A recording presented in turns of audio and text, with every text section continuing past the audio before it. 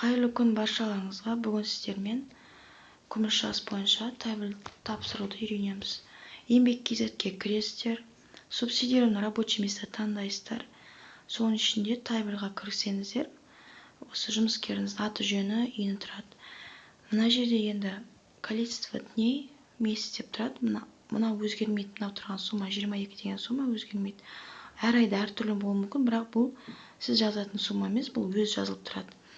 Мына жерде мына количество фактически отработанных дней деген, бұны сіз жазасыз. Яғни айдың толық жұмыс жасаған болса 22 күн. Мынамен бірдей қаласыз. Егер айдың ортасында қабылдағансаңыз жұмысқа, онда 15 күн немесе 10 күн деп бағанағы сумма өзгертіп жазылады. Мынау сумма отработанных часов фактических, бұл мына суммамен бірдей болады. Яғни мына сумманың, мына уақыттың қанша сағаты деп жазылып тұрады. Егер бұл кісі больничный алатын болса, жұмысқа шықпаған болса, онда осы жерге жазсаңыз болады, қанша күн шықпаған. Енді размер заработной платы по трудовому договору деген, мысалы сіз жұмысқа алған кезде қанша суммамен жұмысқа алдыңыз, яғни заявка бердіңіз осы субсидия алуға, сол кезде сіз жазған сумма осы жерде тұрады автоматты түрде, мұны өзгерте алмайсыз. Егер өзгерткен жағдайда ол бағанағы өздеріне барып, заявление толтырып өзгертсеңіз, онда өзгерте аласыз бұл сумманы. А былай өз жазылып тұратын сумма бұл. Енді сумма начисленная заработная плата деген, мынау 22 күн жұмыс жасаса, онда толық төленеді, 150 мың. Егер 10 күн жасаса, онда сол 10 күнге сәйкестендіріп есептейсіз, қанша сумма болады екен. Қазір соны көрсетемін, 10 күнге қанша болады. Сосын сумма пенсионных взносов деген, ол мына сумманың, төленген сумманың 15% болады, 10% болады. Мысалы 150 мың болса, оны 15 мың, 100 мың болса, онда 10% 10 мың болады. Енді компенсация из бюджета деген, ол бағанағы мына сумманың 70% төленеді. Мысалы қазір күміс жас бойынша бізде бірінші жылы 70% төленеді,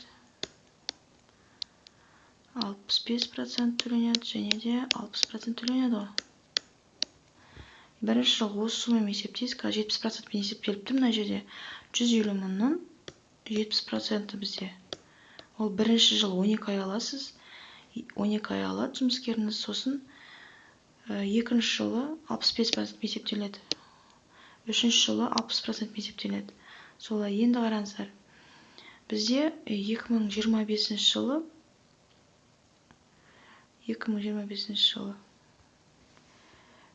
МРП-ның суммасы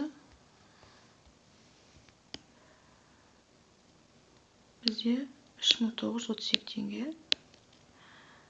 Бізде күміс жас бойынша ол 30 МРП-ден асырмайды. Ол 117.960 теңге. Егер де сіздің субсидияңыз осы суммадан асып кететін болса, онда тек осы сумман беріледі.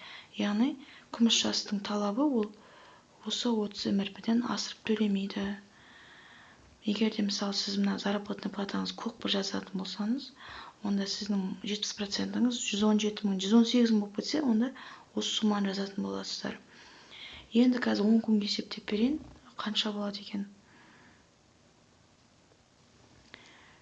Мысалы сіз бағанағы айдың ортасында алдыңыз, сізде 10 күн жасады жұмыскеріңіз. Енді сіз осы 10 күнде 150 мың зарплатамен қанша теңге алатынын көрсетейін. Ол үшін мысалы сізде мына жерде әртүрлі сумма болуы мүмкін. Біреу 200 мың дейді, біреу 100 мың дейді. Енді біз 10 күнге есептесек, онда 150 мұңды сіз 22 күнге, яғни мына жерде сумма, мысалы осы айда 22 күн жұмыс күні екен. Сіз 22 күнде бір күні 6818 теңге екен. Сонда сіз мына табу үшін мына екен көбейте саласыз, сонда 68.180 мың теңге болады. Енді осының 10% ол 60.008 теңге. Мынаны есептеу үшін субсидия қанша болатын, сіз осы 105 мыңды бағанағы бөлесіз 22 күнге. Мына сумманы сіз 22-ге бөлесіз. Сол кезде бір күнге 47.072 теңге шығып тұр. соны көбейтесіз 10 күнге. 10 күн жатады ғой сізде. Сонда 47.720 теңге. Осынша сума шығады. Сіз бірақ бұлар копейкасына дейін дұрыс жазу керексіз. Әйтпесе қайтарып жібереді табельность доработкаға.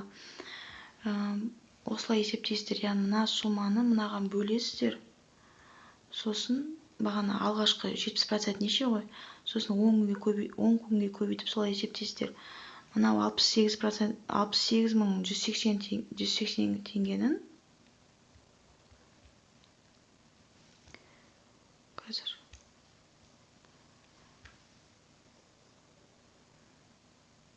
мынаның 70% деп есептеп салмаңыздар. Бұл жерде бағана тиынмен қате болса да қабылдамай қояды. Осылай есептейсіздер бағана. Общий суммасын, субсидияның есептелген суммасын мынаған бөліп, сосын бағана өзіңіздің 15 күн шығатын жер мына жерде сізде қанша сумма болады, соны есептейсіздер. Сосын тағы бір жайт. Сіз мына жұмыскерді жұмысқа алдыңыз ғой, енді мына пенсионның бәрін өзіңіз төлейсіз. Мына қараңыз.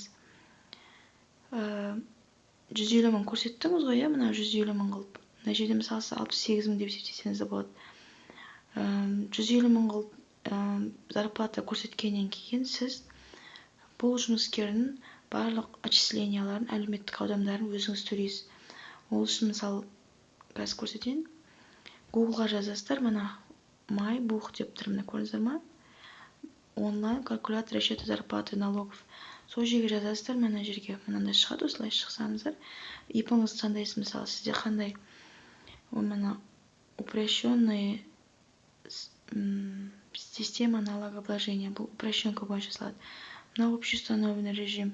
Мына ТО, егер ТО болса, ТО-ның мен бойынша есептейсіздер. Осы жерде расчет деп тұрады, сонда за работников штате таңдайсыздар. Мына жерге жазасыздар зарплатасын. Вычет тұрады осылай. Егер де не болатын болса, бағанағы 50 жас, онда мынаны басасыздар, мына освобожденный от ОПВР бұны есептейсіздер, мына көрдіңіздер ма? Осылар шығады есептеліп. Мына жердегі бағана 150 мыңның 15 мың, ИП налогы 8 мың 31 теңге, взнос 3 мың теңге, социальное отчисление осы емес, осының бәрін төлейсіздер. Сосын төлегеннен кейін сізге субсидия түсетін болады. Олар базадан қарап отырады, кім төлейді, соларға жіберіп отырады. Солай, егер де сұрақтарыңыз болып жатса, түсінбеген, егер мен түсініксіз сөйлеген болсам, онда сұрасаңыздар болады. Маған Инстаграмға жазсаңыздар болады, дайректке. Мен ютубтан келдім десеңіздер, мен түсіндірем.